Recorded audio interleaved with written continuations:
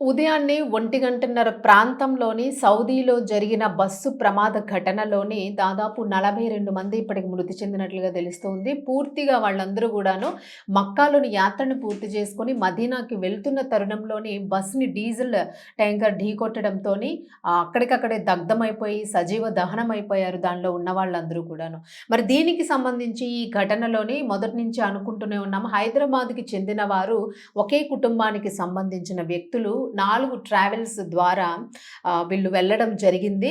వీళ్ళల్లో స్త్రీలు, పిల్లలు గూడా ఉన్నారు. మరి ఒకే కుటుంబానికి చెందిన 18 మంది విద్యానగర్, రామ్‌నగర్ ప్రాంతానికి చెందిన వాళ్ళు వీళ్ళందరూ గూడాను. నసీరుద్దీన్ అనే వ్యక్తి యొక్క ఫ్యామిలీకి సంబంధించి వీళ్ళందరూ వెళ్ళడం జరిగింది. మరి వీళ్ళ కుమారుడు నసీరుద్దీన్ కుమారుడు సిరాజుద్దీన్ ఆయన యూఎస్‌లో ఉంటూ ఉన్నారు. సో, ఆయన అక్కడున్న నేపథ్యంలోను వీళ్ళు మాత్రము కుటుంబ సభ్యులందరూ కూడా మక్కా యాత్రకి వెళ్లారు. ఈ నేపథ్యంలో మొత్తానికి పూర్తిగా కుటుంబం మొత్తం గూడాను 18 మంది ఒకే కుటుంబానికి చెందిన వారందరూ గూడా సజీవ దహనం కావడము, హైదరాబాద్ వాసులు కావడము మొత్తానికి పూర్తి స్థాయిలో అందరినీ కూడా దిగ్భ్రాంతికి గురిచేసింది. అలాగే తెలంగాణ ప్రభుత్వం గూడా ఈ విషయంలో కన్నీటి పర్యంతమైన పరిస్థితిని చూసాం. ఎందుకంటే అసలది చిన్న విషయం కాదు. ఒకే కుటుంబానికి చెందిన 18 మంది పోయి ఈ ఒక్క మనిషి మాత్రమే మిగిలారు. యూఎస్‌లో ఉన్న వ్యక్తి ఉద్యోగరీత్యా ఎవరైతే వెళ్లారో సిరాజుద్దీన్ అనే వ్యక్తి మాత్రమే మిగిలారు ఒంటరిగా. అసలు ప్రకృతి ఏం జేస్తుంది? పరిస్థితులు ఏమైపోతున్నాయి? ఎందుకు ఇంత దారుణమైన ప్రమాదాలు జరుగుతూ ఉన్నాయన్నది మాత్రం వేదనని కలిగిస్తూ ఉంది.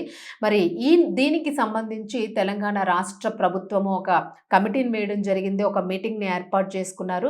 ఎవరైతే ఈ ప్రమాదంలోని మరణించారో వీళ్ళందరికీ గూడా మృతుల కుటుంబాలకి ఒక్కొక్కరికి 5 లక్షల రూపాయల ఎక్స్‌గ్రేషియన్ అయితే ప్రకటించింది.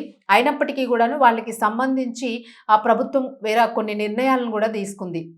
అంటే వాళ్ళు సౌదీలో అక్కడ మరణించారు గాబట్టి, వాళ్ళకు సంబంధించి ప్రభుత్వం ప్రతినిధి బృందాన్ని సౌదీకి పంపాలని కేబినెట్ నిర్ణయం తీసుకుంది. అలాగే బస్సు ప్రమాదంలో మరణించిన మృతదేహాలకు మత సాంప్రదాయం ప్రకారము అక్కడే అంత్యక్రియలు నిర్వహించాలనే నిర్ణయాన్ని కూడా తీసుకుంది. బాధిత కుటుంబ సభ్యులకు చెందిన ఒక్కో కుటుంబం నుంచి ఇద్దరిని సౌదీకి తీసుకువెళ్లేందుకు తగిన ఏర్పాట్లు చేయాలని చెప్పేసి సీఎం రేవంత్ రెడ్డి గారు ఆదేశించడం జరిగింది. కేబినెట్ నిర్ణయం అయితే తీసుకుంది. మరి దీనికి సంబంధించి పూర్తి స్థాయిలోని ఈ ప్రమాదంలో మరి ఇప్పటికైతే మాత్రము 45 మంది మరణించినట్లుగా తెలుస్తుంది పూర్తిగా.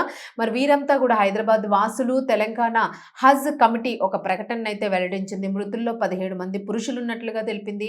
18 మంది మహిళలున్నారు. 13 మంది చిన్నారులున్నారని వివరించింది. మరి హైదరాబాద్‌లోని మొత్తం 4 ట్రావెల్స్ ద్వారా వెళ్ళిన వీరు ఉమ్రాకు బయలుదేరి వెళ్లారు. మక్కా యాత్ర పూర్తి చేసుకొని వెళ్తున్న నేపథ్యంలో జరిగిన ఈ ఘటనలోనే ఒకే కుటుంబం 18 మందిని కోల్పోవడం వలన పూర్తి స్థాయిలో ఆ కుటుంబ సభ్యులు అంటే ఇంకా వాళ్ళకున్న ఫ్రెండ్స్, ఇంకా సిబ్లింగ్స్, రిలేషన్స్ ఉంటాయి గదా! వీళ్ళందరూ గూడాను ఆ ఒక్క నసీరుద్దీన్ అనే వ్యక్తి సిరాజుద్దీన్ అనే వ్యక్తి ఒంటరివాడైపోయాడు. మొత్తం కుటుంబాన్ని కోల్పోయాడని మాత్రం వాళ్ళు వ్యక్తం చేస్తున్న ఆవేదనకి అవధులు లేవనే చెప్పుకోవాలి. అసలు దానికి అంటే వాళ్ళు ఏడ్చి ఏడ్చి కన్నీళ్లు కూడా ఇంకిపోయిన పరిస్థితి అక్కడ కనిపిస్తుంది. కుటుంబ సభ్యులు రోదిస్తున్న పరిస్థితి అట్లా ఉంది.